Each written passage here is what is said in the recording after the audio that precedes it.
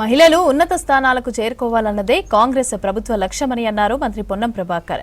హైదరాబాద్ లో ప్రజాపాలన ప్రగతి ప్రణాళిక 99 రోజుల కార్యాచరణలో భాగంగా మాసప్ ట్యాంక్ లోని చాచా నెహ్రూ పార్క్ లో అభివృద్ధి పనులను ప్రారంభించారు.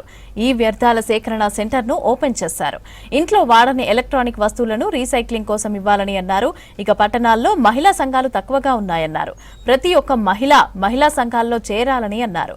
సిటీలో మొదటిసారిగా ఏర్పాటు చేసిన అద్దాల లైబ్రరీని ప్రారంభించారు. 99 రోజుల కార్యాచరణ కార్యక్రమంలో అందరూ భాగస్వాములు కావాలని తెలిపారు మంత్రి పొన్నం.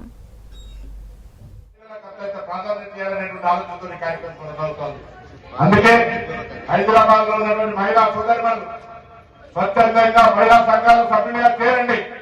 ప్రభుత్వం ఇస్తున్నటువంటి వడ్డీ లేని రుణాలను పొంది మొత్తం చేస్తున్నటువంటి కృషిలో భాగంగా చేదోడు బాధోడుగా మీరు కొంత ఉపాధిని పొందేటువంటి ప్రయత్నం చేయండి. సెటిల్మెంట్ సంస్థ ద్వారా కొన్ని కార్యాలయాలు కొన్ని సెంటర్స్ పెట్టండి.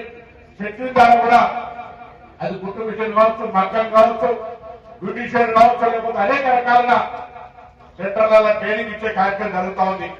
ఆ ఒక సెటిల్ ద్వారా కూడా సెల్ఫ్ ఎంప్లాయ్మెంట్ కు సంబంధించి ఇటు మహిళా సంఘాల ద్వారా లోనింగ్ ఇస్తూ వడ్డీ లేకుండా కట్టే విధంగా మరి కార్యక్రమం జరుగుతూ ఉన్నప్పుడు మహిళా సంఘాలు ప్రభుత్వం ఇచ్చే అవకాశాన్ని వాడుకొని మీ కాలం మీద మీరు నిలబడి పిల్లల ఫీజు లేదా ఇతర ఖర్చు నుంచి మీరు ఆదుకునే విధంగా ఉండాలని సందర్భంగా కోరుతూ ప్రభుత్వం చేపట్టిన ఈ 99 రోజుల కార్యక్రమంలో మీ చురుకైన పాత్ర మహిళా సంఘాలకు ఉండాలి. ఆరోగ్యం గురించి కావచ్చు, విద్యకు సంబంధించి కావచ్చు, పరిశుభ్రతకు సంబంధించి కావచ్చు, అక్కడ ఉండబడేటువంటి ఏ సమస్యకైనా మీరు గృహిణులుగా ఆ ప్రాంతానికంతా మార్గదర్శకత కావాలని సందర్భంగా కోరుతూ మీ అందరికీ మరొకసారి నా హృదయపూర్వకంగా శుభాకాంక్షలు. మన ప్రాంతం మీద ఉంది. మనమంతా కలిసి ఉంటే